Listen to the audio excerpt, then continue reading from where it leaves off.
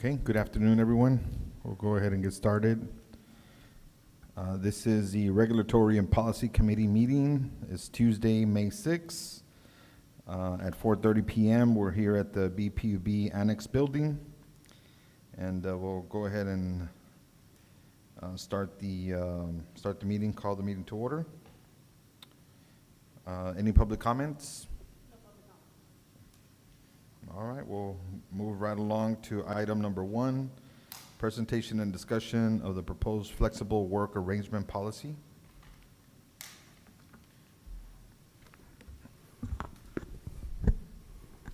Making sure it works. Good afternoon, Chair, board members. My name is Sergio Delgadillo. I'm the Compensation and Benefits Manager. Maybe too loud. Working for the HR division under the current direction of Ms. Miner. So let's get into business. Flexible work arrangements. There's many types of work arrangements or types of work hours. So I wanted to present this small graphic or simple graphic just to kind of position us where we're going to be talking about. So what you have, what you have on your top left, top left, sorry, that's your traditional hours. So that means the regular business hours, if you work 8 to 5, typically if you have shift work, all that falls into that category. Then you have your remote work, where you have people not showing up to quarters or to the actual business site. They do work remotely somewhere else. Then you have your flex time. That means that within the regular business or facilities, they're conducting work at different hours. And then you have your hybrid, which is the bucket that kind of fits different combinations of both. Flexible work arrangement, of course, is not hybrid, no remote. It's just basically shifting the hours of work and working at the site. So it's a small step. This is not something that is new. Early 1960s, likely this concept began to emerge. Early 1970s, it began to be adopted by the US. 1890s, it became more popular. You start seeing more companies jumping into it. Early 2000s, it's kind of migrated into more of the remote hybrid. And then current, with COVID, it's been very popular. We're seeing a lot of more of this popping up afterwards and nowadays. So I know it's policy, and typically with policies, we tend to be a little more focused on wording. I wanted to bring this slides to you because I think it's important to see it as a benefit as well. What you see there, it's what we believe are benefits to VPUB. May 2024, we conducted a survey, asked all of our employees what were their top 5 benefits that they'd like to see. Believe it or not, number 1 was discounts. That's the first thing they wanted to see. The next 3 had to do with hybrid, flex work, and hybrid work. So essentially, this is what our employees want. And aside from being a low cost or no cost benefit in terms of implementation, of course, the administrative cost is high because we have to manage the process. It's really a fairly good way to start into considering other type of work arrangements. As you can see, we believe that by offering the ability of flex work schedules, BPUB can increase their pool of candidates. We can attract different new candidates. Not everybody can work an 8 to 5 regular schedule, so this could potentially help us in that sense. We also believe that when employees can choose their work hours, they're most efficient, and basically that can help us improve productivity. It allows for a more work-life balance, so that impacts productivity as well. Leads to greater engagement, improves morale. We have less absenteeism. So again, we see a lot of benefits to the company when implementing this type of policies. And last, there is a cost savings component to it. And of course, everything can be funneled down to that. When you talk about employee engagement, flexibility can really improve job satisfaction. And with that, we reduce turnover, and turnover means cost. When we talk about benefits to employees, of course, better work-life balance, that tracks them. They can help, this could help with them enjoying outside work, taking care of medical appointments, providing caregiving duties, spending time with loved ones, just time to decompress. They have the option of longer weekends or different schedules. their commute time could improve, they choose a later time or a later departure time. All that impacts life. So we believe there's a lot of benefits to being able to have this flexibility within our policies. So when we strictly talk about the actual policy, what we have in this policy, it's two options for our employees. A flexible work arrangement, which means that through their regular 8-hour day, they can fix their start times or stop times, start a bit later, reduce or start a little bit earlier, later, leave later, change their lunch hours, that kind of schedule. The next time is a little more common. We know them as 410s, 980s, or 4.9s and 1.5s. That means that employees work 4 days, 10 hours, and then they have a 3-day weekend. We have those that are 980s. They work 9 days, 10 hours, and they have 1 day off every 2 weeks. And then we have that it's a little bit of a combination. And of course, there's many different combinations that you can find within this compressed work arrangement. Ideally, what we're talking about is just giving that flexibility of employees to choose a schedule that fits their lifestyle and helps BPUV. Now, jumping into what that looks like for BPUV, we believe that it's very important that there's transparency, that we always provide a sense of fairness when considering flexible work arrangements. So in our policy, we've created a good framework where we're making sure we're looking at employee performance, we're making sure that positions are being validated, departments are being validated, where the manager is going to have a higher input on that, and they have to, first of all, determine what departments are eligible, and then what positions are eligible, regardless of who's occupying them, and then looked into who's requesting a flexible work arrangement, how is that employee performing. With all that said, then we go into the approval or denial. There's a commitment for management expectations and schedules. Part of what we've done with this policy is that we move all the way to creating the framework, which is the actual procedures. Those are assigned at the executive level, but we've developed them as well. And we've also created an agreement, which is how the employee is going to interact with management in order to get that approved. We create also a process where we're thinking that as a beginning stage, as we learn how to manage this process and how it works and making sure that we're fair, we're doing on a 3-month rotation or a quarterly rotation so that we can, again, be successful in the implementation of this benefit. We've had conversations with different cities and utilities throughout the Rio Grande Valley. We have at least some that are jumping into this process, starting the same way as we are with some of the pilot process. Some a little more aggressive when they're starting into hybrid and remote work already. But we believe this is a good start to working with work hours for our employees. With that said, this would be the end of my presentation. Thank you. Any questions? Comments? Sergio, I'm trying to understand, this is a policy that you all want to advance to become a permanent policy? Yes, sir. To offer this flexibility? Are there any organizations that you all have studied or that you all have reviewed that are currently using this type of work schedule flexibility? Well, I'm happy to say that BPUV is part of the Rio Grande Valley HR Consortium, where we have most bigger cities throughout the Rio Grande Valley. We do meet very often. We share information very often. We learn from each other. We talk often. I spoke with City of Bronzeville, HR. I spoke with Donna, I think Alamo, who talked a little about how they're starting these processes. So we have those conversations. Those are forum conversations that we're having, so there's a lot of input. And of course, I can tell you that there's a lot of interest and desire from most of the cities to join these efforts. And they're pretty much handling the same way. They have a general policy, and then when it comes to determining who's eligible, it's management who's making sure they're going to have successful operations, not compromise anything, and that's how they apply it. I know that the community, the state, the country has already experienced, due to COVID, all this remote work, and some of it's still taking place. I was under the impression that, generally speaking, most organizations were moving away from remote work and bringing employees back to work as traditional employees on traditional schedules. But Sir, if I may offer a clarification, this policy is not remote work or hybrid work. It's everything but that. Employees have to do their work in BPUV's premises and is there a facilities. component there for remote work? No, sir. There's no components for remote work in this policy. Types of work arrangements, traditional, remote, hybrid, and flex time. Yeah, so basically what I try to do the first slide is say what it is and kind of what it's not.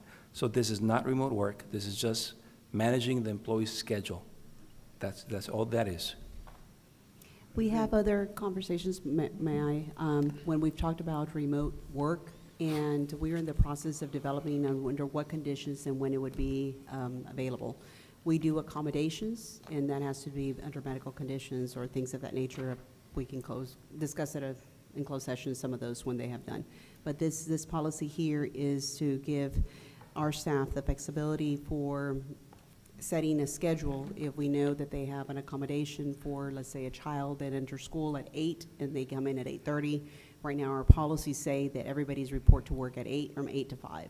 And so this allows us, let's say, a start time at 8:30 and, 9 to 30. But all of this has to do pre-approved, various different things. Now, it also talks about 10-hour workdays, it talks about 9-hour workdays and the time on and off and when it's eligibility to ensure that there is no overtime incurred and things of that nature. And it has to be based on the business need. That's very important because that doesn't mean that we're going to shut down our customer service office every Friday. It doesn't mean that the certain operations that are 24/7, they're going to be working. So I just want to make sure that I've gone through the policy, and I believe that the staff did a very good job and incorporated the things that I had previously talked to them.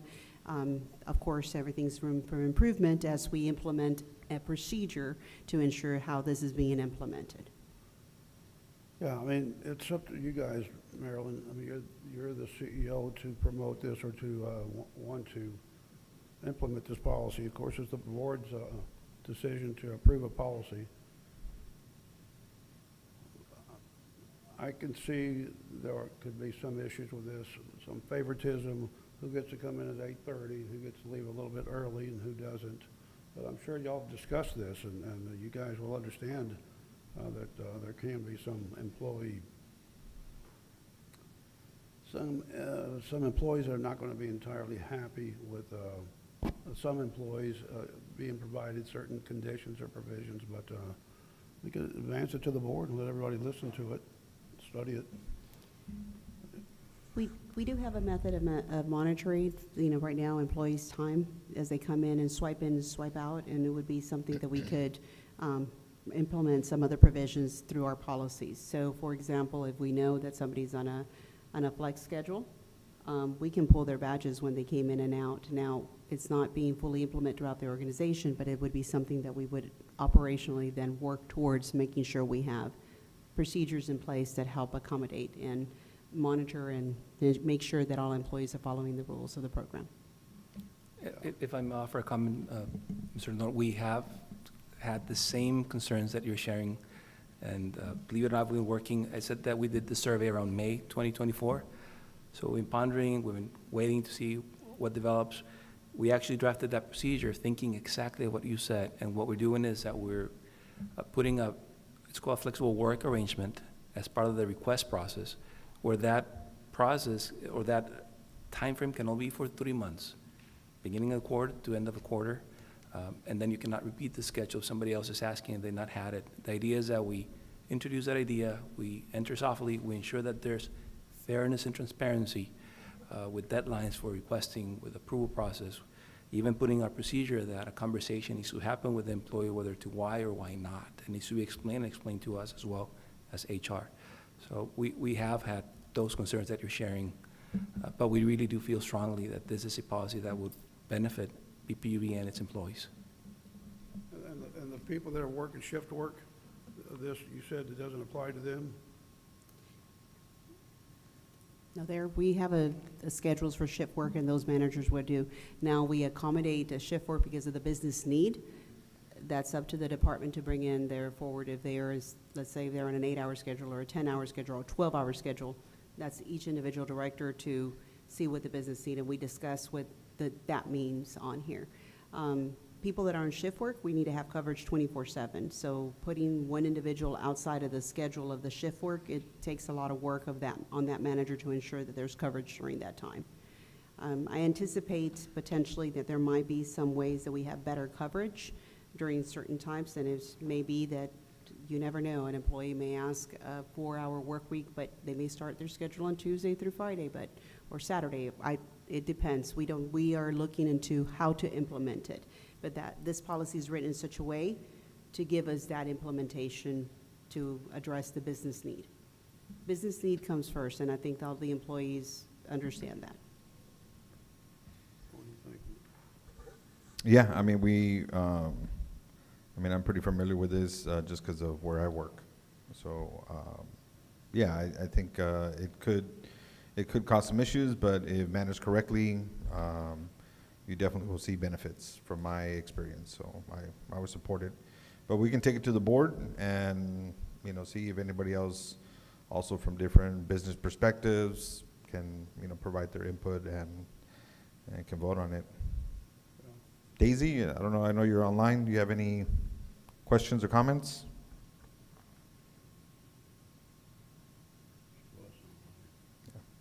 Can you hear me? Yes. I like the idea. Okay. So yeah, I mean, I think there's going to be different perspectives. Obviously, this is a change, and with change, there's always a concern, so valid concern. So I think we can share with the rest of the board and get their input and take a vote. Yeah, that's fine. Thank you for the, Yeah, and I like the graphs and how you were able to communicate, the separations and all that. So thank you for that. There you go. Thank you, sir. All right, so moving on to item number 2, consideration of possible amendments to the rules governing the Board of Directors. Good evening. Paul Gonzalez, General Counsel, Chief Legal Officer, and I'm bringing this to, this is just coming back again. It's like a boomerang. The Regulatory Committee and Policy Committee has as its part of its function to assist the entire board with oversight of regulatory ethics and compliance programs, policies and procedures, and to make those recommendations that the entire board might want to consider, talk about. And specifically today, we've got a couple of things that have just been to the committee before and been possible items for discussion at a board meeting.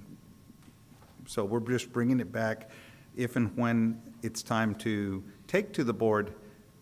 That's at the board's discretion. Okay. Under the charter, the board can adopt such rules for the orderly handling of its affairs as it may see fit, and may manage and conduct the affairs of the system with the same freedom and in the same manner ordinarily employed by the board of directors of a private corporation operating properties of a similar nature.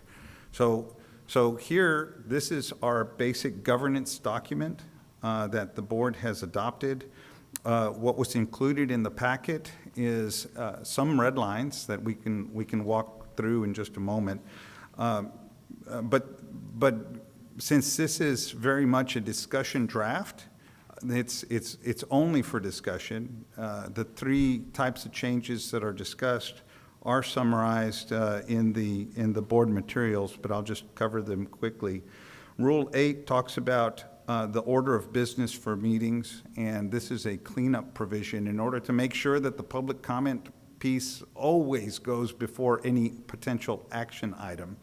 This is a cleanup that was necessary and appropriate, consistent with our actual practice to put public comment before potential action items. Under Rule 14, there had been some discussion regarding the standing committees of the board with the possibility to allow certain circumstances the appointment of one former board member to be appointed to serve on a standing committee, subject to the entire board's approval, but outlining conditions for that type of service, including the confirmation of an absence of conflicts and acceptance of a non-disclosure agreement. So these are just suggested changes that this idea was brought forth, and we just put it together in order to visualize, and we'll put it on the screen in just a second. The last of the marked changes is a deletion of Part D to Rule 4, which requires a vote in closed meeting when we go to closed meeting based on the competitive matters. That vote was based on the law as it existed before 2011, so it's been amended. The law no longer requires that type of action to be taken, so this would just basically conform to practice and the current state of the law.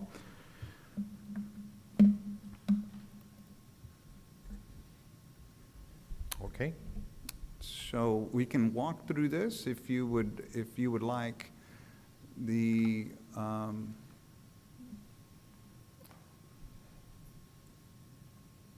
me show. Could you share your screen? I don't know if you guys can share so Dr. Zamora has seen. Dr. Zamora, can you see the screen? Yes. Okay, great. So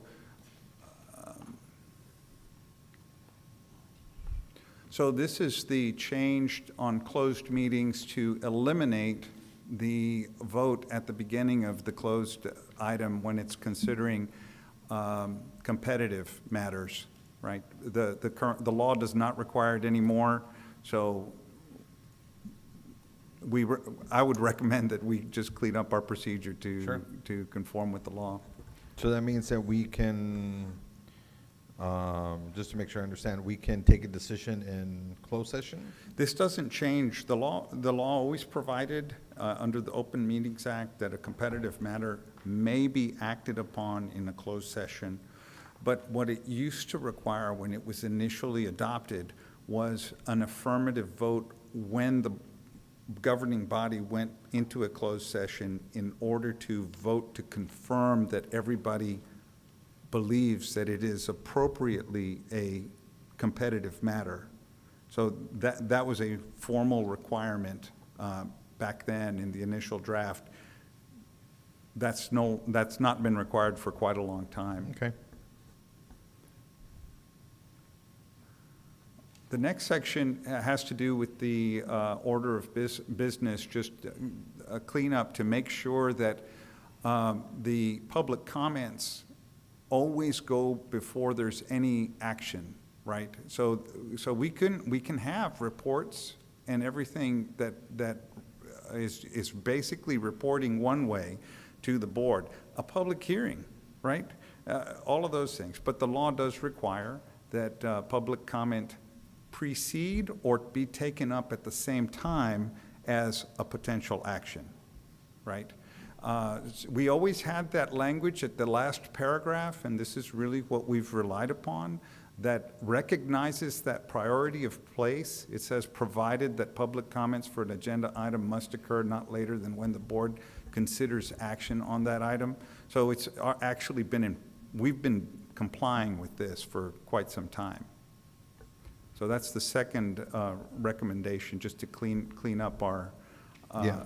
the board's. And I think, if I understand correctly, the public comment was moved a little down the list before actions to accommodate the public, because we were starting at 5 or 5:30 or something.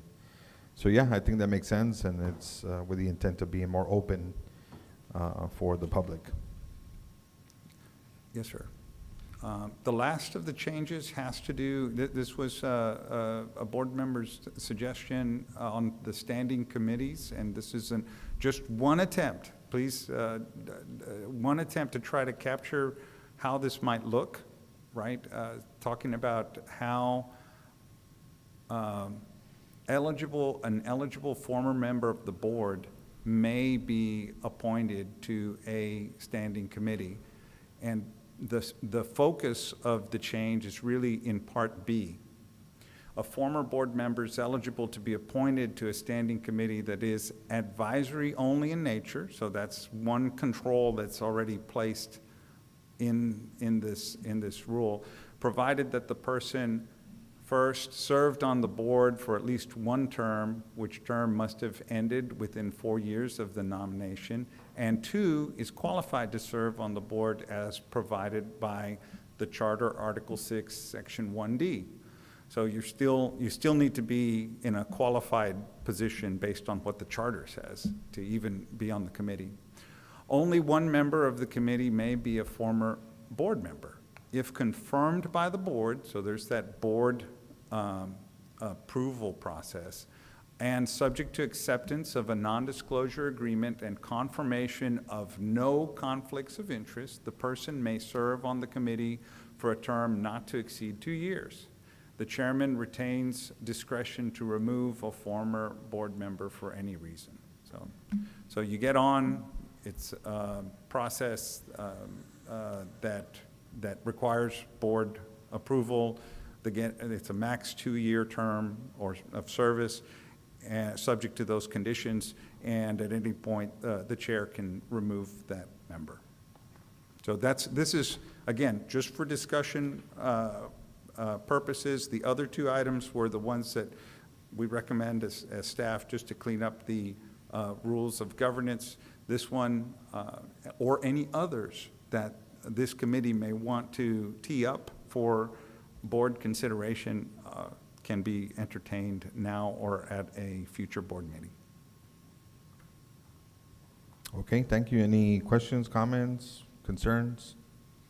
I think it's a good start to add some very productive potential members to a committee. And let's see how this plays out.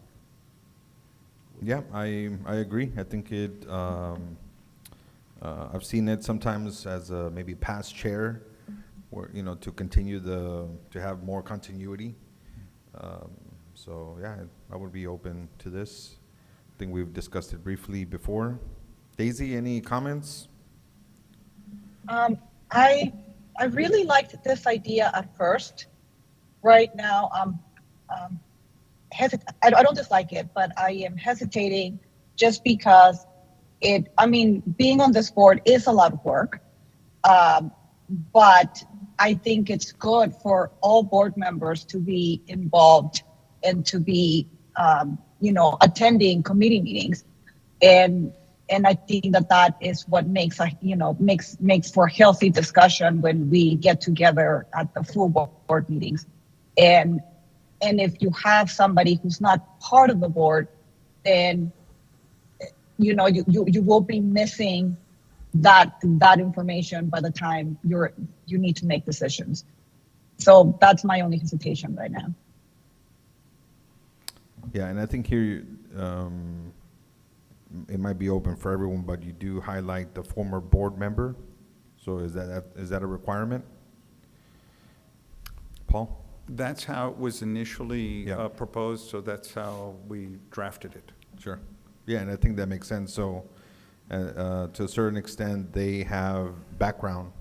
If they've been on the board even for one term or less, I'm sure that they have some of the knowledge that as a new board member, you have to kind of ramp up and learn. So I think that would help with that. So, okay, I think this is good, and we can probably bring it up to the bigger board.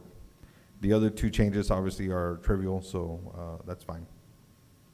Okay, well, So thank you. All three changes, I think, are good. Thank you, Bob. Thank you. All righty. Moving on to the next item, which is the presentation and discussion of the proposed cost of living adjustment policy.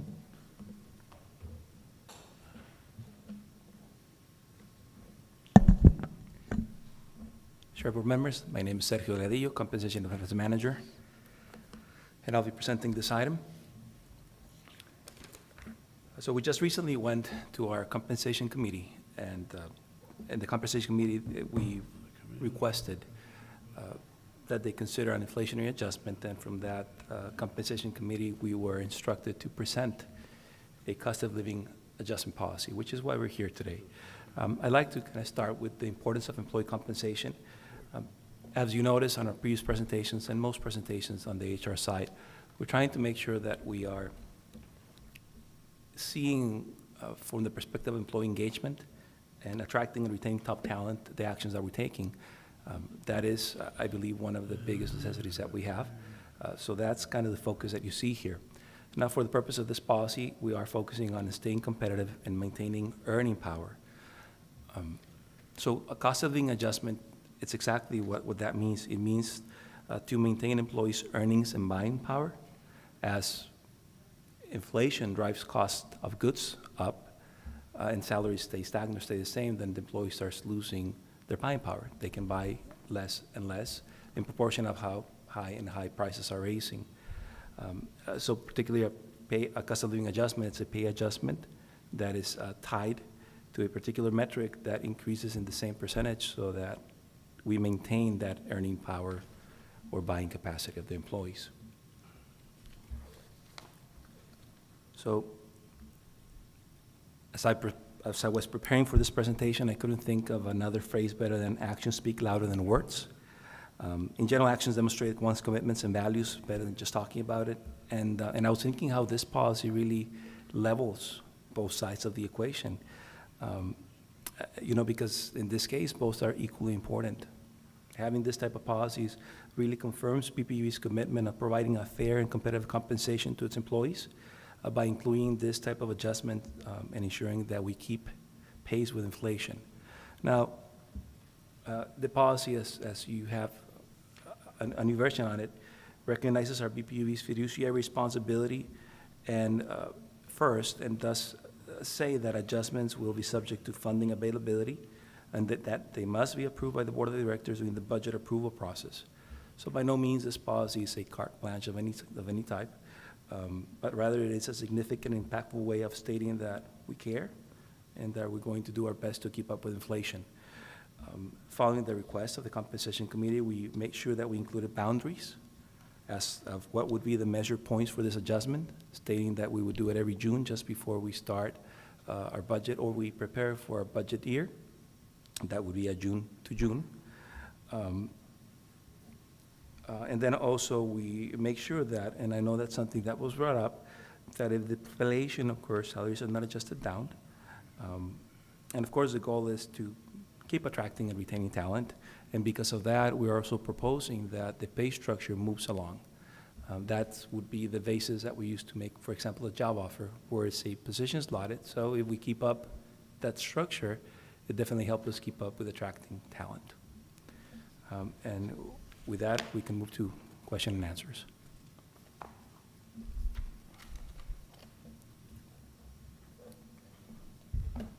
Thank you for the quick information here. Any comments, questions? I'm always in support of fair salary increases or adjustments. Mike, as a CFO, does this particular type of policy have much of an impact on the budget? Well, I mean, like Sergio just mentioned, it is subject to financial availability. We will make every effort to try to incorporate this COLA in the annual budget process.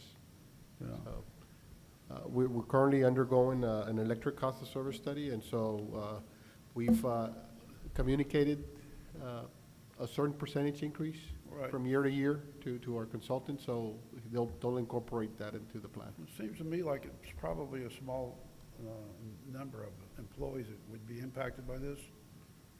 This would be all the employees, All employees? all employees. Yes, sir. So, if I may contribute, when it comes to inflation, it's very hard to predict. Yeah, Rarely you will see somebody telling you what's going to look like. However, the budget, Office of Congressional Budget, and I want to make sure that I'm saying that right, so I do apologize. You know, I am somewhat. It is familiar with Congressional that Budget metric Office. That you're Sorry? talking about. I am a little bit familiar with that metric Gotcha. you're talking about. I didn't realize it's the entire organization would be impacted by the policy. And I guess y'all have already studied potential budget impacts? Again, we are currently undergoing the cost of service, electric cost of service study. So we incorporated a certain percentage increase year over year, in our financial forecast. So it'll be accounted for in the final study. And that could help us afford COLA on an annual basis. I'm not against it. I mean, I'm sure the entire board will be willing to weigh in on it. Yeah, I'm sure. Daisy, any comments? I mean, I love the idea of COLA increases.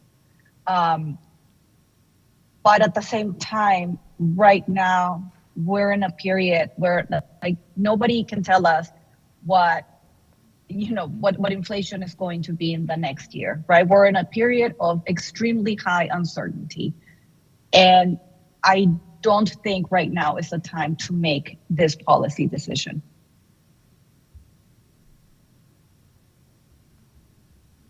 Okay. Well, yeah, in my case, I do support it. I think the inflation impact is something that we have to take into account. One of the ways that I think about it is that we have to, as an organization, pay the inflation rate on all the equipment and services and everything that we're purchasing, because that's driven by market conditions, right? So in this case, we have maybe a little bit more control, but it doesn't mean that we should withhold, the impact on inflation on labor costs. So I would be open to it.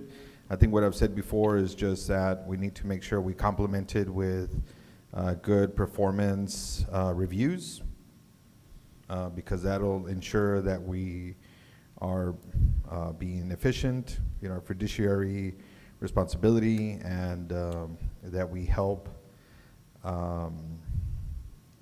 our workforce train, set the expectations and all of that, and then also if we need to, remove them and we get somebody else, right? So that would be my thing. So I support it. It will increase the budget, but I think it's frankly fair for us to have this implementation. Is really up to management to making sure that we're running the organization in an effective way. So just more work, but normal stuff, And also I can share, from the business side, I mean, we're always doing this on a yearly basis. So it's also pretty standard. Yeah, so if I may just share some information, we are going through a market study right now, and one of the questions that we ask is how they affect their compensation package, how they update it, and 83% of the respondents have this type of policies or procedures where they're assessing inflation and moving salaries up in line. We also found that in March, Congressional Budget Office did publish a 30-year forecast or outline of what they would see as inflation, estimating around 2.3%. So there's some information that we can have that can help us kind of make this type of decisions. So of course, we are going to be subject to a particular metric and to to funding availability. So there are those boundaries that you discussed with us. Yeah, and I know, But- go ahead, Daisy. So I agree with what Mr. Martinez said, like that we should be keeping up with all the costs, including our labor cost. The issue, but we are doing that right now. We don't need to have this specific policy in place to keep doing that.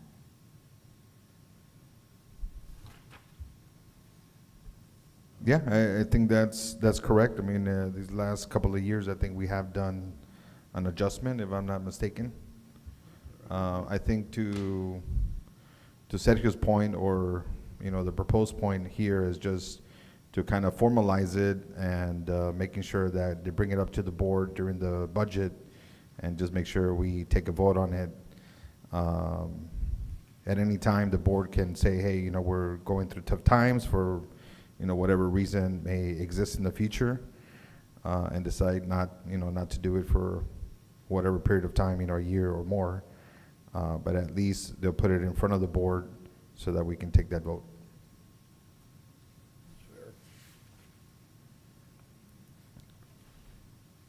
But yeah, I think the rest of the boards is going to have probably also, you know, different perspectives, which is all good and all welcome.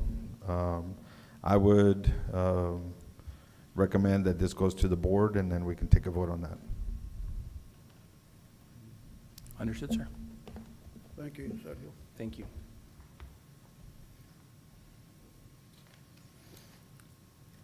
Next, item number 4, presentation and discussion of the NERC compliance program and policy.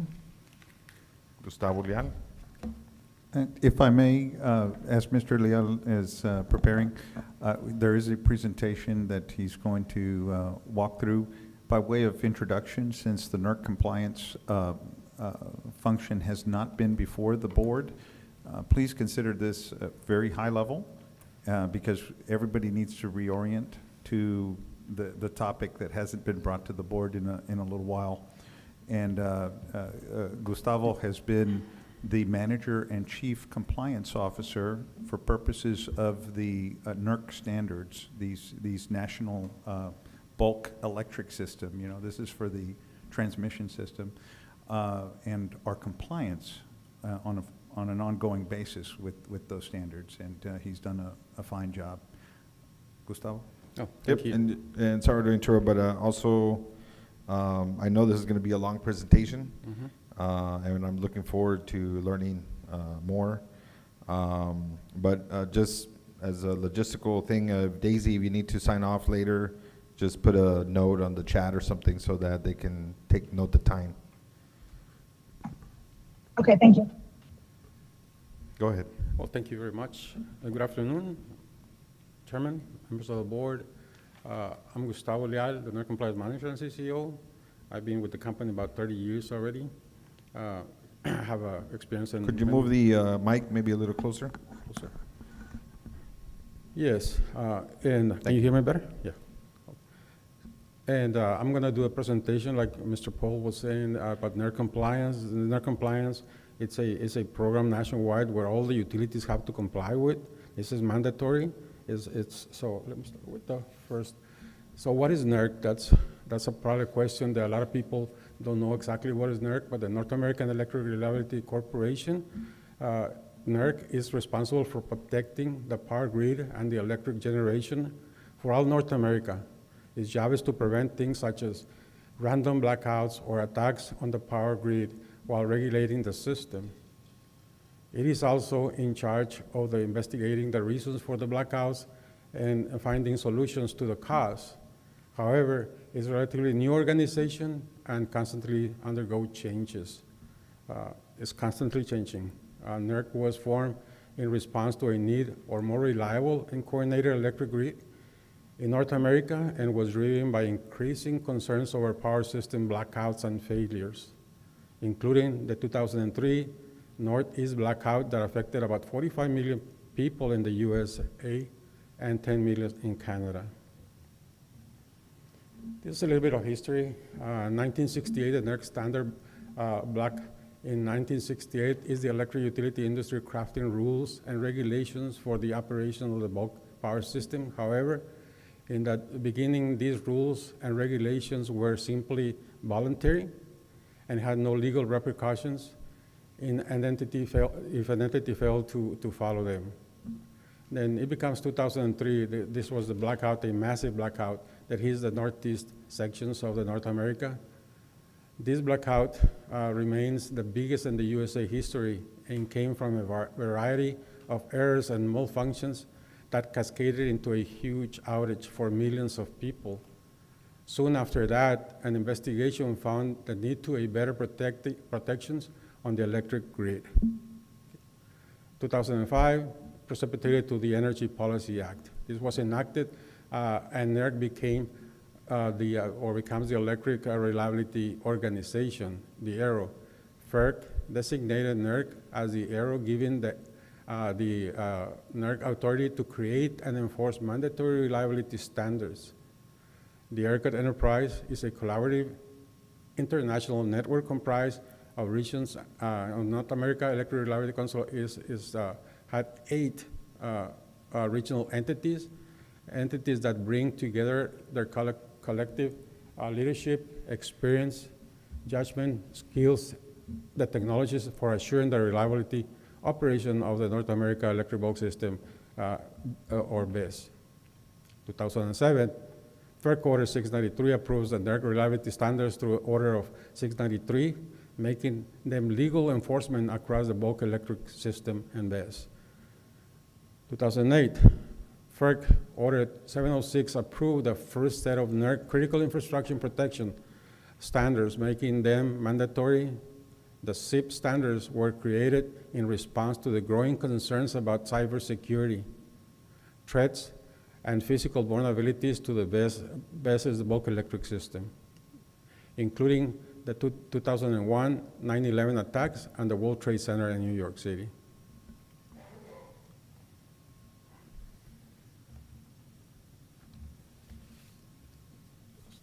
It's not moving. Presentation.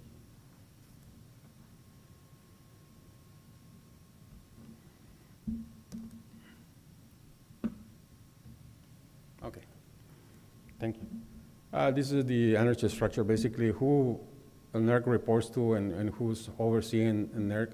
At the very top, we got the U.S. Department of Energy that research, develops, and strengthens and modernize our nation's power grid to maintain reliably, affordable, secure, resilient electricity delivery infrastructure.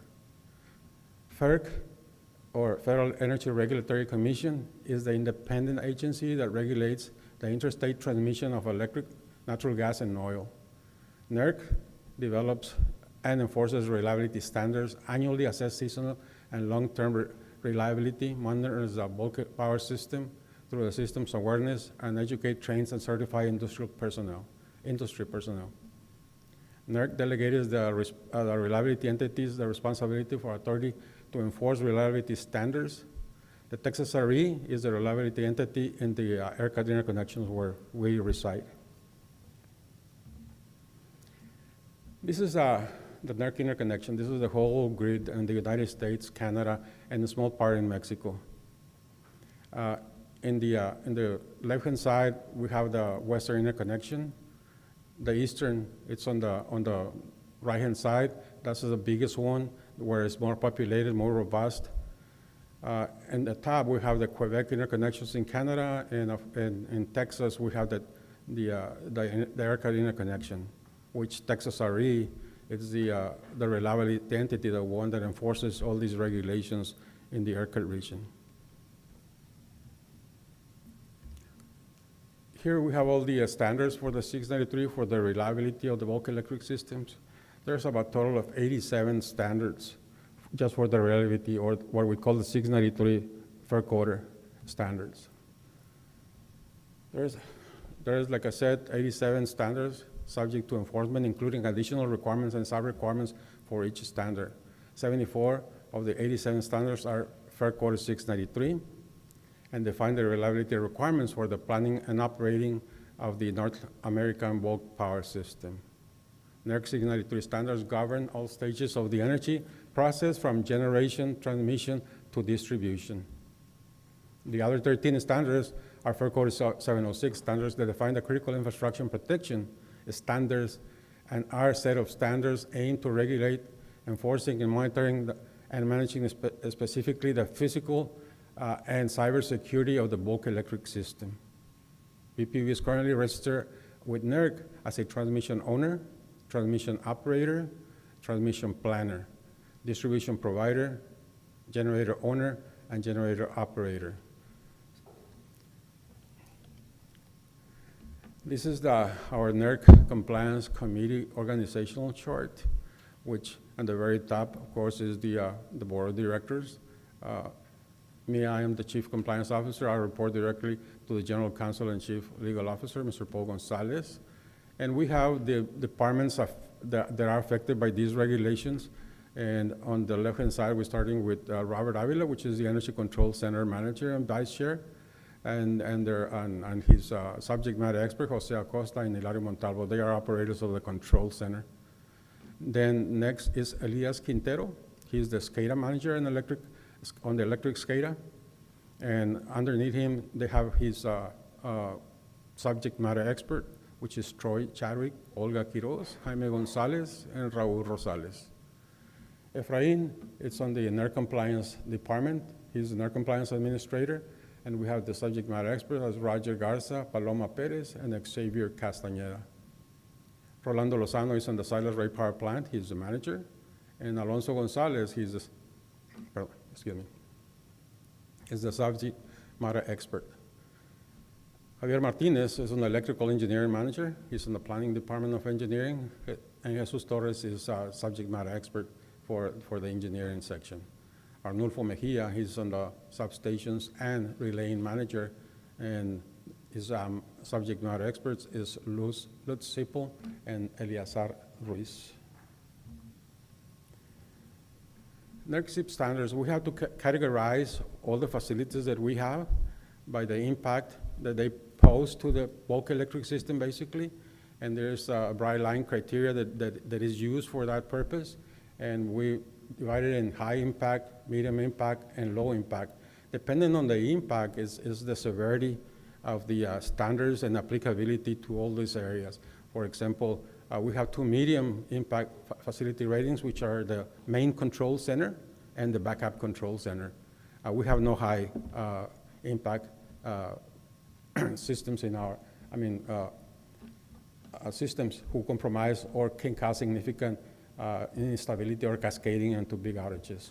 So then we have the VPUVs has also 15 low impact facilities, which are 14 power plant, Silas Ray power plant, and 14 substations, excuse me. BPUV conducts personal risk assessments on all personnel. This is the risk assessment before we can give access to an employee to any of these departments, any of these equipments to provide any maintenance or having access.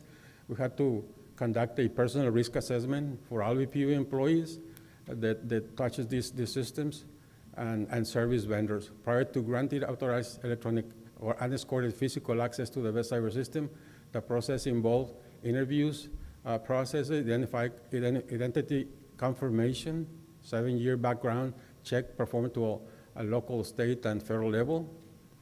The criminal background check must be included in the following: current residence, and regardless of the duration, they have to go up to how much as we can research on these individuals, up to 7 years, with other locations where during the 7 years immediately prior to the date of the criminal background checks. We also have a cybersecurity training that we provide to these employees. And the training must include the following contents. They have to be trained on cybersecurity policies, physical access controls, electronics controls, the visitor control program, handling BESS cyber systems information and storage, identification of the security incidents and initial notifications accordance with the entity's incident response plan, recovery and BESS cyber systems, response to cybersecurity incidents, cybersecurity risk association with BESS and cyber systems. So all this is just a list of training that they take annually, these employees. They retain in order to retain the authorized access to the BESS cyber systems. We also provide cybersecurity awareness to these employees. The awareness must be received on a quarterly basis, and it can include direct communications, email, memos, computer-based training, indirect communications like poster, intranet, brochures, and management support and reinforcement, presentations, meetings, training, seminars. We have an online program that we provide to all these employees that have to take it every month. It's like a 5-minute videos that they take, and they take a small test.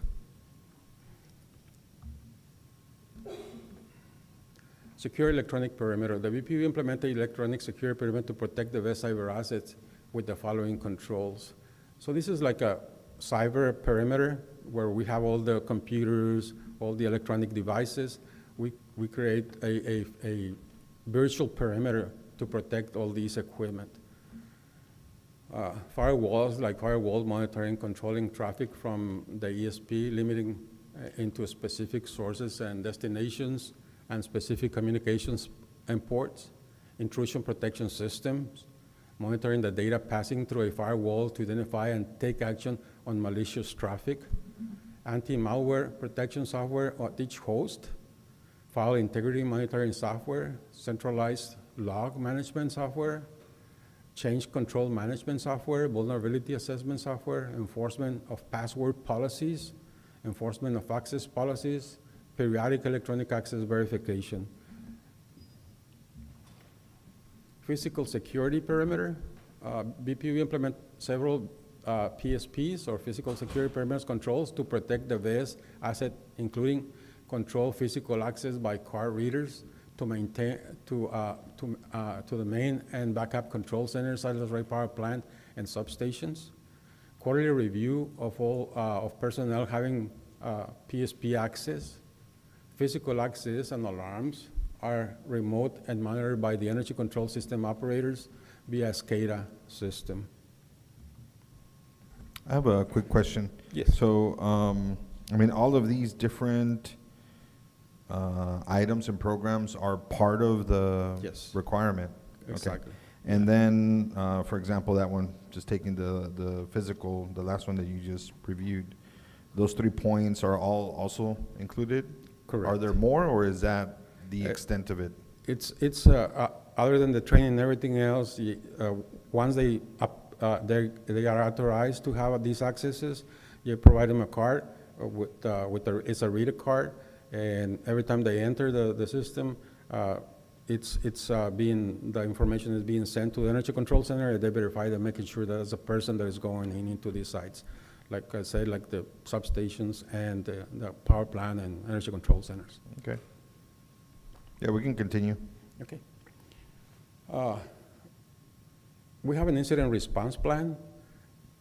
The incident response plan that was designed to provide guidance when responding to incidents involving intrusion, cyber threats, security breaches, or cyber attacks. This plan was prepared to detect, protect, and respond from cyber and physical incidents that could impact the reliability of the BES. The plan includes, but not limited to, incident identification and classification, incident response procedures, incident reporting and documentation, identify and reports to authorities and management, define the roles and responsibilities, provide training and testing for an annual review, prevent future incidents from happening, future incidents from happening. We also have a disaster recovery. The purpose of the disaster recovery plan is to assist BPU respond to disruptive events such as natural disasters, cyber attacks again, or power outages. The plan goals are to minimize damage, disruption, and economic impact.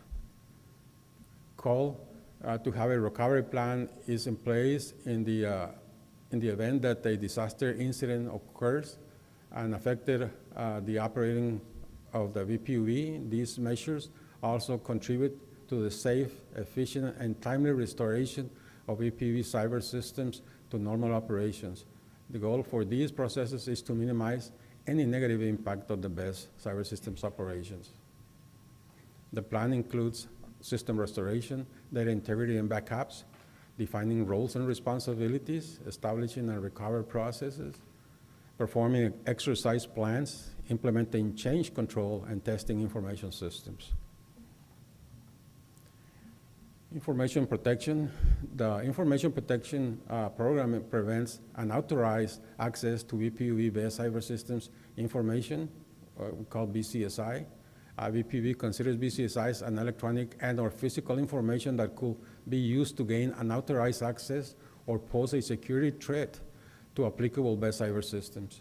This information could include, but is not limited to, security procedures and security information regarding BES cyber system, physical access control again, electronic access control systems, collection of network addresses, network topologies, and best cyber systems, backup configurations files for best cyber systems. All this has to be protected while in rest or in transit. The information protection, all documents labeled to BCSI electronic and are printed in hard copy are accessed and used only by authorized personnel. Each authorized individual has the responsibility to protect the BCSI information while in use, store, or in transit. Refrain from using this information for anything but official business of PUB.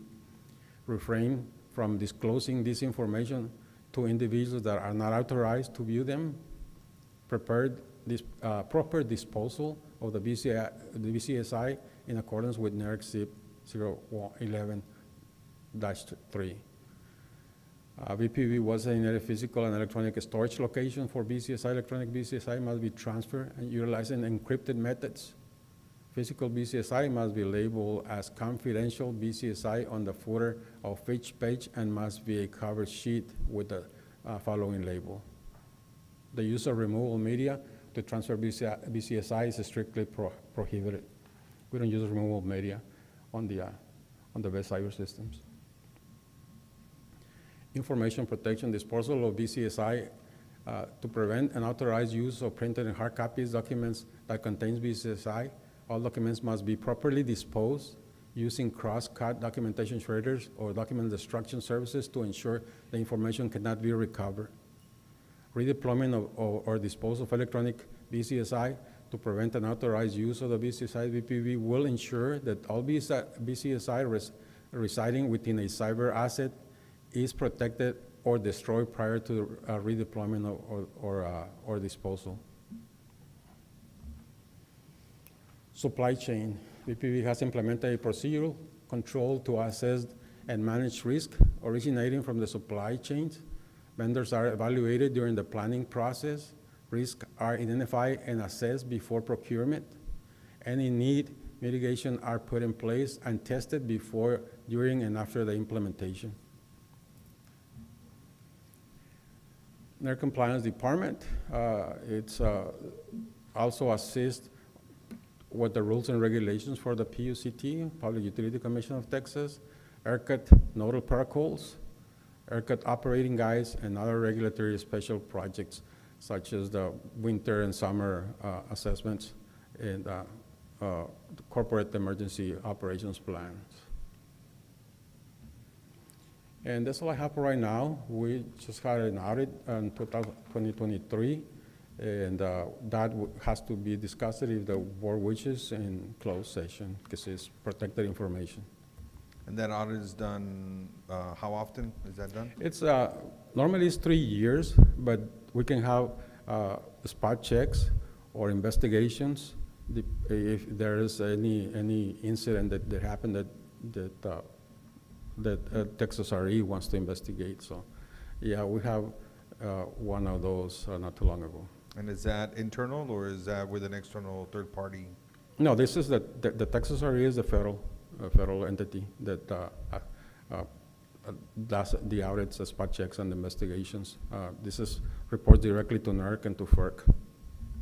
Okay. Well, that was a lot of information. Gustavo, thank you very much. And I think, I mean, if I understood it correctly, is really at the heart, at least from the electrical side, you know, from what we do, because we're connected to all the different grids, and we need to, there's a protocol, you know, for us to work within, and then aside from all the safety and data and all of that, I would recommend probably for the board, if there's a way to do like one slide with a visualization, right? Each section, I think it's key. I don't know how they align with one another, or they're all equally important, kind of just under the group, or they kind of stack up in different ways? Yeah. Well, depending on the registration, since we have the transmission operators, the generator owner and generator operators, and so forth. So depending on those are the, some standards apply to some and some to the others, and some to all of it, all those registrations. So, but in essence, we have to comply almost with all of them. Yeah, I guess what I'm saying, and maybe we can also take it offline, but like each slide, you know, imagine, I was thinking about it like a square, you know, how does that square Okay. connect with the other ones? Yes. Just so we have an overall picture, and then still include these details, because I think it gives, obviously a more granular view of the expectation in each. The only general question I had was, does these requirements spill over to some of the other things that we do? For example, the AMI stuff, right? Is that, does it have to meet, for example, the security requirements? Because now it's gonna be a node on the network, and, you know, do you or does FERC have to, or NERC have to bless that piece of equipment? It all depends. If it connects us to what we call the ESP, that's where reside all the controls for the bulk electric systems, then the answer is probably yes. It has to be evaluated on a one-to-one basis. But normally, the NERC only regulates the transmission system, the generation system, and is not affecting the distribution side of it. Unless we have an under-frequency relay, and that means that those breakers open because there's an under-frequency, because we lose generation somewhere and the frequency went down, or under voltage, things like those, then yes, it's included distribution. Other than that, that's not. Okay. Yeah, we just need to be careful, I guess, as we add things, making sure that they comply with whatever security you guys require. That is correct. We are in some of those meetings when they are trying to implement all these systems, and we make sure that if it is affected, we have to make sure that we're applying all the rules and regulations for those systems. Okay, well, thank you very much, Gustavo. Thank you. So, Mr. Chair, the reason we brought this last item is the importance as we're growing as a city, and as our bulk electric system adds, there's different regulations and compliance depending on the size of the transmission that we have in here. Given the growth that our utilities experience, we want to give the board the confidence that we are looking into the things that the federal government and the state government implemented through the federal guidelines that we're doing. This was just intended as an overall system. And behind this, even though as detailed as this was, is thousands, literally thousands and thousands of pages for each subject matter expert for them to review and implement to protect the bulk electric system, and we're watching on a daily basis. And so with that, we're providing the various different responsibilities in each of one of our registrations, as mentioned. And to answer one of your questions that you asked, we have a higher level, and by higher level is more broad, that a presentation that we talked to and Mark Dombrowski presented to PubCap with that slide that you're talking about, how all of these entities come into play. And we'll be happy to come and bring to the board a consolidated version and high-level strategic for their awareness of the things that we're monitoring without going into the specifics of this committee. Sure. Yeah, yeah, that would be my recommendation, just from the time perspective. And if the slides are provided, you know, we can read and investigate each one as we see fit. But yeah, very, very good information, and I know it's very valuable, especially during storms and all that, you know, that we're in compliance and we can recover fast, and, you know, all those things that we take for granted, frankly. Other than that, I think I'm the only one still here. I don't have any other items for discussion or requests. So with that, I'll close the meeting. Thank you. Yeah. Thank you. Time is 5:00.